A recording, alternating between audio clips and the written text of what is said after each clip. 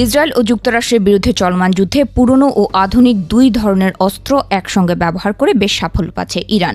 কয়েক দশকের পুরনো মার্কিন ফাইটার জেটের সাথে অত্যাধুনিক কামিকাজে ড্রোন এবং হাইপারসনিক গতির মিসাইলের এক অদ্ভুত সমন্বয়ের মাধ্যমে হামলা চালাচ্ছে ইরানি বাহিনী।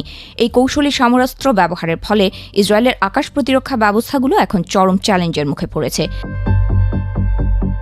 বর্তমানে যুদ্ধের ভোল বদলে দিয়েছে ইরানের শাহেদ সিরিজের ড্রোন। বিশেষ করে শাহেদ 136 ড্রোন ব্যবহার করে ইসরায়েল ও মধ্যপ্রাচ্যের দেশগুলোকে ভয়াবহ হামলা চালাচ্ছে ইরান।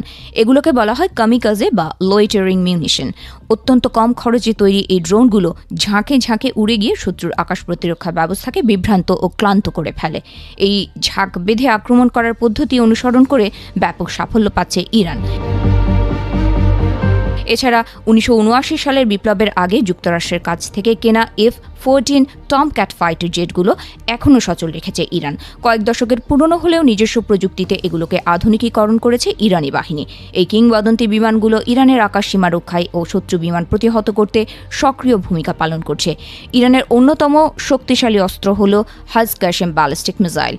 1400 থেকে 1800 কিলোমিটার পাল্লার এই মিসাইলটি কঠিন জ্বালানি চালিত, ফলে এটি খুব দ্রুত উৎক্ষেপণ করা যায়।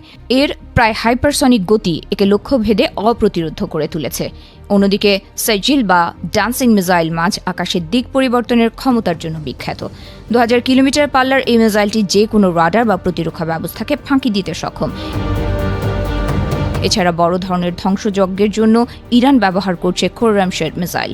এটি প্রায় 1800 কেজি ওজনের বিশাল ওয়ারহেড বহন করতে পারে। 2000 কিলোমিটার পাল্লার এই তরল জ্বালানি চালিত মিসাইলটি মূলত কৌশলগত এবং অত্যন্ত গুরুত্বপূর্ণ স্থাপনা ধ্বংস করার জন্য ডিজাইন করা হয়েছে। ইরানের মূল কৌশল হল প্রথমে সস্তা শাহেদ ড্রোন দিয়ে শত্রুর রাডার ও ডিফেন্স সিস্টেমকে ব্যস্ত রাখা। ঠিক সেই মুহূর্তেই নিখুঁত নিশানায় হাজ কাশেম বা খোররামশার মিসাইল দিয়ে মূল লক্ষ্যবস্তুতে আঘাত হানা। এই দ্বিমুখী আক্রমণ পদ্ধতি প্রযুক্তিগতভাবে উন্নত শত্রুপক্ষকেও কুপকাত করতে সক্ষম হচ্ছে। ইরানের এই কৌশল নিয়ে বিশ্বজুড়ে সামরিক বিশ্লেষকদের মধ্যে ব্যাপক আলোচনা শুরু হয়েছে। বিশেষজ্ঞদের মতে ইরান যে পদ্ধতিতে পুরনো ও আধুনিক অস্ত্র একসঙ্গে ব্যবহার করছে তা আধুনিক যুদ্ধের ধরনই বদলে দিচ্ছে। অনেক বিশ্লেষক বলছেন শুধুমাত্র উন্নত প্রযুক্তি থাকলেই যুদ্ধ জেতা যায় না, কৌশলগত পরিকল্পনার ওপরই সাফল্য নির্ভর করে। ইরান কম খরচের শাহেদ ড্রোন দিয়ে প্রথমে শত্রুর প্রতিরক্ষা ব্যবস্থাকে ব্যস্ত ও দুর্বল করে ফেলছে।